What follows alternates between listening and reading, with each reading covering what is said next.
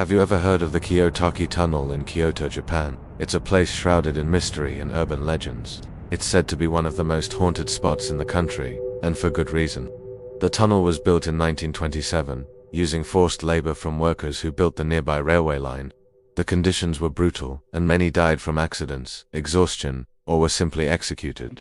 People say their resentful spirits still linger, trapped within the cold, damp walls. The tunnel itself is creepy enough. It's a single-lane passage, dark and narrow with a length of exactly 444 meters. Now, if you know anything about Japanese superstitions, the number 4, or shi, sounds just like the word for death. So, a 444-meter-long tunnel. It's like it was designed to be a gateway to the other side. They say the length of the tunnel can change. Sometimes when you drive through it at night, it feels longer or shorter than it should. And if that happens, you've supposedly crossed into a different dimension. But the most famous legend of the Kiyotaki Tunnel isn't just about its length or its history, it's about who you might meet inside. There's a story about a woman, a ghostly figure in white, who is sometimes seen in the tunnel. Some say she committed suicide nearby. Others say she was a victim of a tragic accident. Whatever her story, she's now a permanent resident. People claim to see her reflection in their rearview mirrors. You glance up, and for a split second, there she is, in your backseat. But when you turn around, she's gone.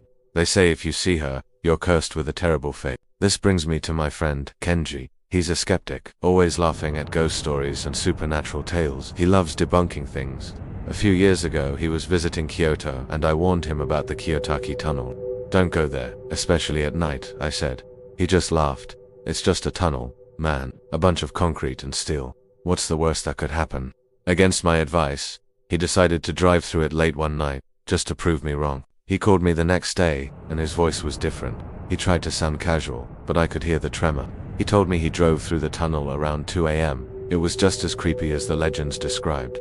The air was heavy, and the silence was deafening, broken only by the hum of his car's engine. He drove slowly, his eyes scanning the darkness. Nothing happened on the way in. He reached the other side, turned around, and decided to go back through for good measure. That's when it happened. As he was halfway through on his return trip, his car's engine sputtered and died. The lights flickered and went out, plunging him into absolute darkness. He tried to restart the car, but the engine wouldn't turn over. It was completely dead. He was stuck. He sat there for a moment, his heart pounding in his chest. The silence was overwhelming. He fumbled for his phone to use as a flashlight, its beam cutting a weak path through the oppressive black. He decided his only option was to walk out. He got out of the car, and the temperature dropped instantly. A cold draft snaked through the tunnel, carrying a faint, musty smell.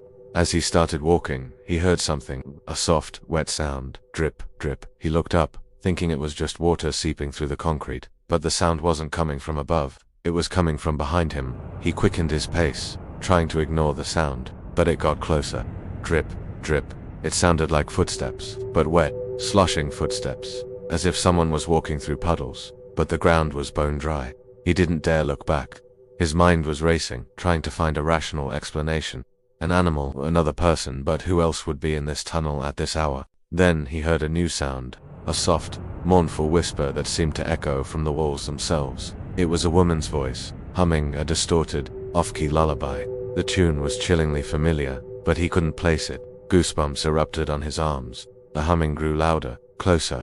He could feel a presence right behind him, so close he could almost feel its breath on his neck. Panic took over. Kenji broke into a full sprint. He ran blindly through the darkness, his phone's light bouncing wildly, illuminating fleeting, distorted shapes on the tunnel walls. The wet footsteps matched his pace, always just a few feet behind. The humming turned into a low, guttural wail, a sound of pure agony that clawed at his ears. He could see the end of the tunnel, a faint arch of pale moonlight. It was his only hope. He burst out of the tunnel, gasping for air, and didn't stop running until he was 100 meters away. He turned back, his chest heaving, and stared at the dark maw of the tunnel entrance. Nothing. The sounds were gone. The air was still. It was just an empty, silent tunnel. He waited for what felt like an eternity, his fear slowly being replaced by confusion. Was it all in his head? Shaken, he walked back to his car. He got in, turned the key, and to his astonishment, the engine roared to life. The lights flashed on, and the radio crackled back to life, playing a staticky, old-fashioned lullaby. The same one he heard in the tunnel. He slammed the gear into drive and sped away, not looking back. Kenji never told me the full story until months later. He tried to brush it off as his imagination running wild, a trick of the mind in a creepy place. But something had changed in him. The confident skeptic was gone, replaced by a man who looked over his shoulder a little too often, who jumped at sudden noises. He told me about one last detail, something he couldn't explain away. When he got back to his hotel that night, he was cleaning out his car and found something on the floor of the back seat. It was a single, long strand of black hair. It was wet, and it clung to the carpet like a tiny, black snake. Kenji doesn't have black hair. He was alone in the car. He also started having nightmares. The same dream every night. He's driving through a tunnel, but it never ends. He just drives and drives into an infinite darkness, while the reflection of a woman with long, wet hair watches him from the rearview mirror. Her face is always in shadow, but he knows she's smiling. Some say the Kiyotaki Tunnel is a place where the veil between our world and the next is thin, that the spirits there are just waiting for someone to acknowledge them. Kenji didn't believe in them, but maybe that's why he was a perfect target. Maybe his disbelief was an invitation. I don't know what really happened in that tunnel, but whatever it was, it left a permanent mark on him. So if you ever find yourself in Kyoto, and you feel a daredevil urge to test the legends of the Kiyotaki Tunnel, maybe just don't. Some doors are better left unopened. Thanks for listening, and remember to subscribe for more strange tales. Stay safe out there.